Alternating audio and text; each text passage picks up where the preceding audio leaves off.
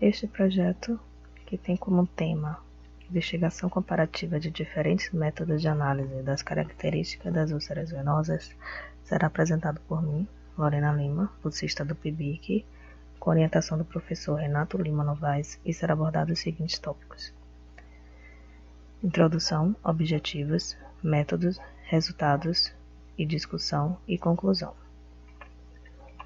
Então, as úlceras venosas acometem muitas pessoas no Brasil, impactando nas suas atividades diárias e gerando alto custo para os sistemas públicos e privados de saúde.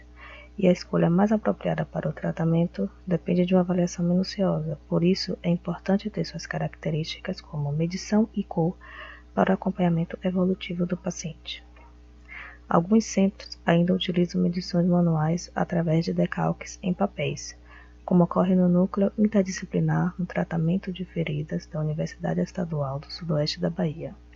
Esse tipo de abordagem aumenta os riscos de infecção por ter contato direto com a úlcera e pode haver problemas relacionados à precisão das medidas devido à rotatividade de profissionais no local.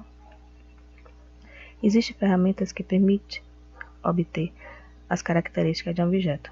Como exemplo, temos o ImageJ, o G-Microvision, o DJON, o Doc2 e o ImageMeasure.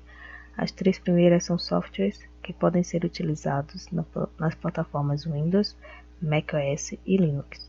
E as duas últimas são aplicativos específicos para feridas, porém a logística diária no hospital ou clínica não dispõe de muito tempo e tranquilidade para conseguir demarcar a ferida, obter suas características e registrá-las. A obtenção dessas características se dá pelo processamento de imagem. Há diversos algoritmos que podem ser utilizados para coletar medidas como altura, largura, área e cor, tornando o procedimento de avaliação mais automático e eficaz. E se quiser melhorar esse processamento, pode ser criado modelo de detecção de objetos utilizando o Machine Learning. Sendo assim, no contexto do SAMUV, que é um sistema de avaliação e medidas de úlceras venosas, justifica-se a realização deste projeto com desenvolvimento e validação de diferentes métodos de análise, que seriam o semiautomático e o automático, o qual foi utilizado no NITF da UESP. Essa é a visão geral do SAMUV. À esquerda temos os stakeholders, que são o profissional e o paciente. No meio, as aplicações, web e mobile. E à direita, o back-end, que inclui a API de acesso aos dados, API REST, e o módulo específico de análise. Como objetivo geral, temos desenvolver e avaliar experimentalmente diferentes métodos de análise das características das úlceras venosas. Como específico, proporcionar ao aluno PIBIC uma vivência técnica e profissional em relação ao uso de tecnologias modernas de processamento de imagem e validação experimental, trazer agilidade à execução dos principais procedimentos de tratamento das úlceras venosas através da automatização das medições das feridas, realizar experimentos de avaliação do potencial da adoção da tecnologia pelos usuários reais, que seriam os membros do NITF da UESP. As atividades elas foram separadas em sprints, com duração de 1 mês cada, abrangendo as seguintes funcionalidades: F1, análise e refatoração, usando o método semiautomático com desenho de borda; F2, análise e refatoração, usando o método semiautomático com desenho de retângulo circundando a ferida; F3, análise e desenvolvimento, usando o método automático com uso de aprendizado de máquina; validações experimentais, incrementais e comparativa entre os diferentes métodos; e o adicional, que foi análise das cores. As funcionalidades F1 e F2 elas já estavam prontas, foram feitas apenas ajustes na interface. Então, essa é a interface da opção de atendimento do SAMUV. Para conseguir obter as medidas lineares, que são a área, a largura e a altura, precisa fazer um quadrado antes da ferida e após isso contornar a ferida. Esse quadrado, ele geralmente vem branco e é colocado no momento da foto, como será possível ver em imagens futuras que eu mostrarei aqui. E ele serve como objeto de calibração e tem um tamanho conhecido de 2 centímetros, né, 2 por 2. Assim, é possível criar uma razão entre o tamanho real do objeto e a quantidade de pixels necessárias para a representação no computador. E aí, com a regra de 3, é possível encontrar a medida real aproximada de objetos contidos na imagem. E tendo esse objeto na imagem, é mais fácil contorná-lo. E aqui, nesta imagem do F1, ele foi apenas para teste, para testar as alterações na interface. A F2 ela segue o mesmo padrão da F1, porém o que muda é só a ferramenta que vai contornar a ferida, que é um retângulo. Para o aprendizado de máquina, foi utilizada a linguagem de programação Python e foram reunidas para o dataset 1900 imagens de úlcera, e para isso usou a técnica do Data Augmentation, onde nós tínhamos 190 imagens, aí de cada uma foi gerada mais 9, alterando o brilho, rotação, zoom, entre outras. Entre outras características, a geração de arquivos com a localização do objeto em JSON e XML foi utilizado respectivamente o VGG Image Annotator, que é uma ferramenta online para definir regiões nas imagens em várias formas, e o Label Image, que é uma ferramenta gráfica de anotação que define regiões em forma de quadrado. Aqui é a interface do VGG Image Annotator, onde você carrega suas fotos e você demarca o objeto usando várias formas, e depois você salva o arquivo em JSON com todos os dados. E esse é a interface do LibImage, que segue o mesmo padrão da anterior, carrega todas as fotos, você demarca o local do objeto com um retângulo quadrado. Essa é a única diferença.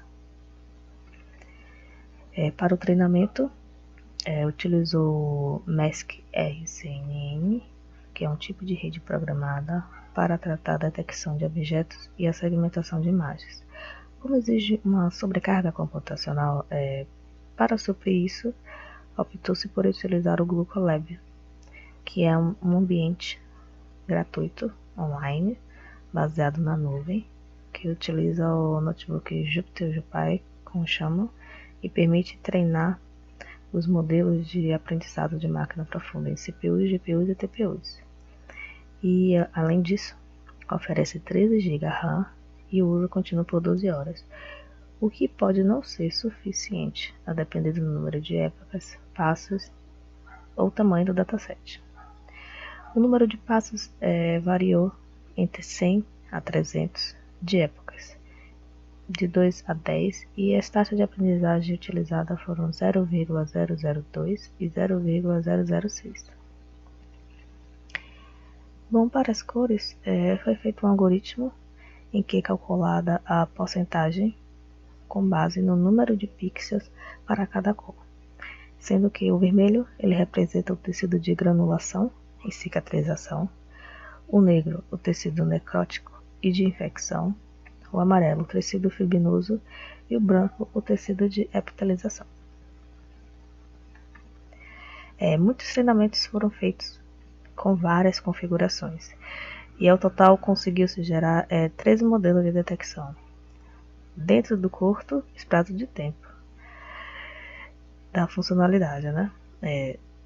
Desses escolhemos apenas um que melhor identifica as feridas com imagens diferentes do dataset.